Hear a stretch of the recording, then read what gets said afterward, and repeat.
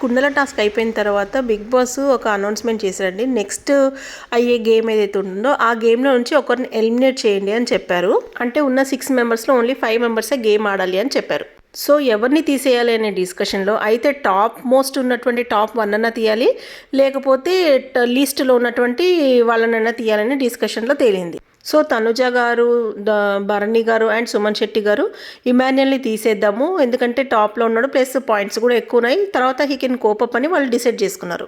Emmanuel, demon and Kalyan వీళ్ళు ముగ్గురు వచ్చేసేసి ఇమాన్యుయల్ని సేవ్ చేసుకోవాలి అనుకుంటే ఐదర్ భరణి గారిని లేకపోతే సుమన్ శెట్టి గారిని తీయాలి అని అనుకున్నారు. సో హైయెస్ట్ ఇమాన్యుయల్కి 3 votes, lowest either Bharani or Suman Shetty గారికి 3 ఓట్స్ అనేవి డివైడ్ అయ్యాయి.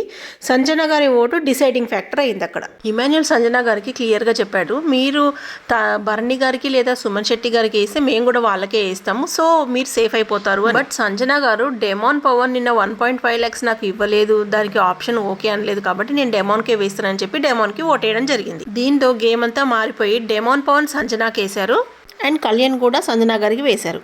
అండ్ ఇమాన్యుయల్ తనని కాపాడుకోవడానికి తను కూడా సంజన గారికే వేశారు. సో సంజన గారు ఆ టైంలో ఇమీడియట్గా ఫ్లిప్ అయిపోయి డెమాన్ నుండి ఇమాన్యుయల్కి తన ఓట్ని టర్న్ చేశారు. అంటే ఇమాన్యుయల్కి 4 ఓట్స్, డెమాన్కి 3 ఓట్స్. సంజన గారు ఓట్ చేంజ్ చేసినందుకు తనుజ గారు కూడా తన ఓటు ఇమాన్యుయల్ మీద నుంచి సంజన మీదకి వేశారు. సో సంజన గారికి 4 ఓట్స్ పడ్డాయి, Kalyan, Demon, Emmanuel and Tanuja, and 2 votes to Emmanuel. So Sanjana గారికి 4 ఓట్స్ పడ్డాయి కాబట్టి she is out of the game. ఇది జరుగుతుందని ఇమాన్యుయల్ ముందుగానే సంజన గారికి చెప్పారు. బట్ సంజన గారు అర్థం చేసుకోకుండా నిన్న 1.5 lakhs నాకు డెమాన్ ఒప్పుకోలేదు కాబట్టి నేను డెమాన్కే వేస్తారని పంతం పట్టారు. లాస్ట్కి సంజన గారు అవుట్ ఆఫ్ ద రేస్ అయ్యారు. అనవసరంగా తన చేతులారా తన గేమ్ని పోగొట్టుకున్నారు.